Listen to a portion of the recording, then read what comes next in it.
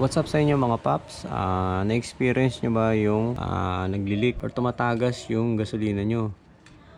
So, ang problema kasi niyan is mayroong leak yan dito sa hose. Mahinang klase lang tong nabili natin, no? So, kailangan nating palitan to ng mas magandang klaseng hose para mawala yung tagas niya. So, in this video is tuturo ko sa inyo kung paano magpalit ng fuel line hose dito sa motorcycle natin. So, panoorin nyo lang tong video na to.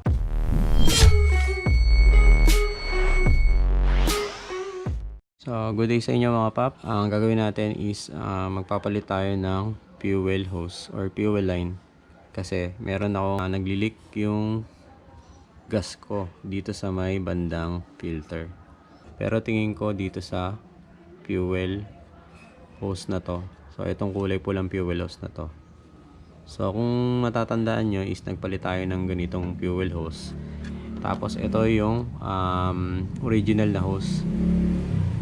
So, pangit pala yung nabili natin, no? Ito, pangit yung gantong fuel hose, no? Huwag kayong bibili ng gantong fuel hose. Ngayon, papalitan natin siya ng mas magandang fuel hose. So, siguro papalitan ko na rin to, yung isang buo, para bago lahat. So mga paps, ito yung papalit nating fuel line natin. So yung fuel hose or fuel line natin. So bumili na rin ako ng bagong gas filter nya. So yung haba nito is 75 cm. Nabili ko siya na 110. So parang pumapatak is 45 ata yung per 12 inches. So ito yung papalit natin mga paps na fuel hose. So tingnan natin kung sakto lang siya, gaano siya kahaba. So ito yung start natin, tapos dito. So saktong sakto lang siya. So ayan.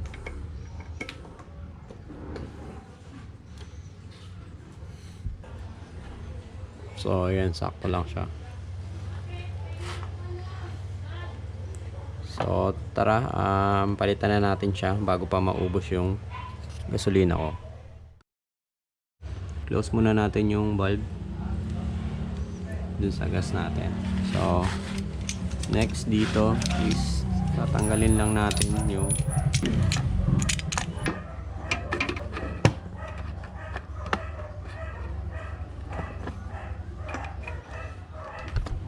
tapos ito tatanggalin lang natin.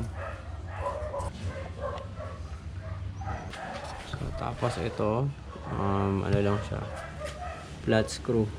So yan.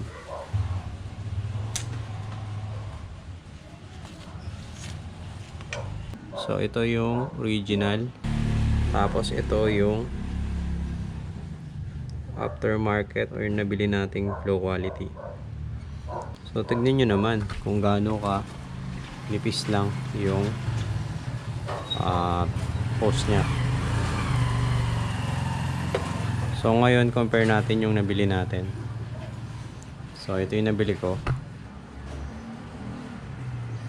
Mas pakapal pa yung nabili ko kaysa doon sa original. Diba? So ito yung original, ito yung nabili natin. So ito yung low quality. So papalitan natin siya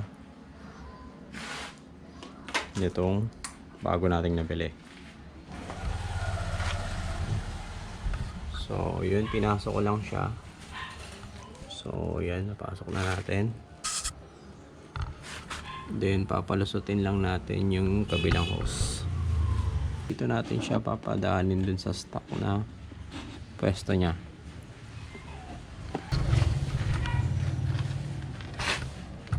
Tapos dito.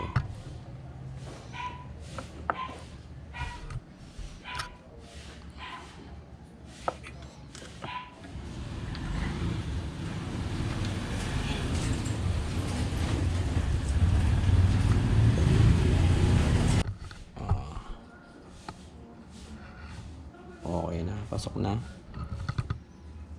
So bali yung filter, magkakat na lang tayo somewhere dito or dun sa malapit sa carburetor natin. So, nakabit na natin yung fuel line natin, no? Ito na lang yung kabit natin, yung fuel filter. Dito ko siya ilalagay. Bali, hiwain ko lang siya yan. Yan, banda dito. Dito ako maghihiwa. So, dyan. Etong plastic na to, yung parang yellow, punta doon.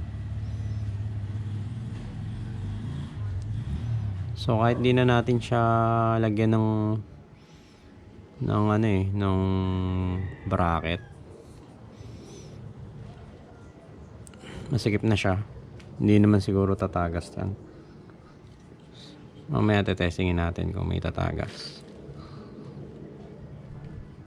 Pero tingin ko hindi, kasi masikip siya.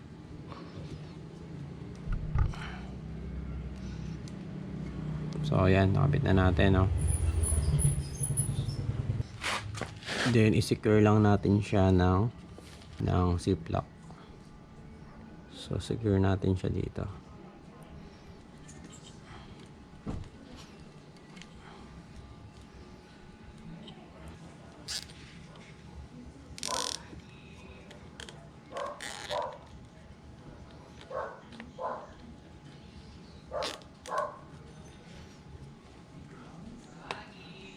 Tapos lagyan na natin siya ng gasolina. So bali in-empty ko muna yung fuel tank ko para hindi siya tatapon. So tara, lagyan na natin ng gas.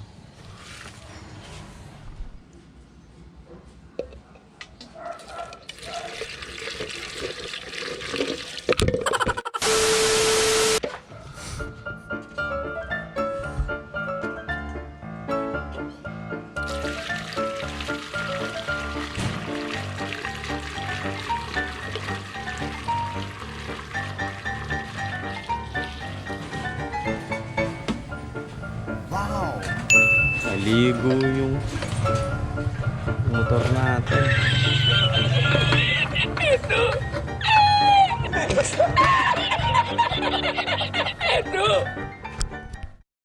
So ayan, bali nalagyan na natin. Check natin for leaks. So open muna natin yung valve dito.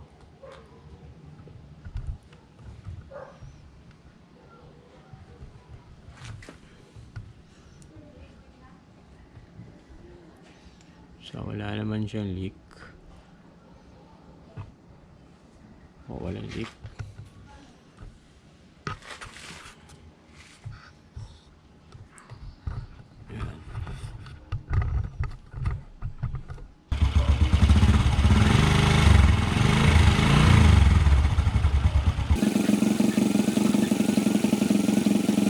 Unti na siyang magkakaroon ng laman. Dumadaloy yung gasolina. Napalitan na natin yung ating fuel hose, no, or yung fuel line natin. So chinek naman natin na walang leak. Then yung quality niya is mas maganda yung quality niya kasi mas makapal yung rubber hose niya, no. So compared dun sa nabili nating yung may kulay, low quality talaga siya. So yun mga paps, kung natulungan kayo ng video na to is hit naman yung thumbs up dyan. Then kung bago ka lang dito sa ating channel is click yung subscribe button. Then click na rin yung notification bell button para lagi kayong update sa susunod na video natin. So hanggang dito na mga paps, maraming salamat, God bless, ride safe.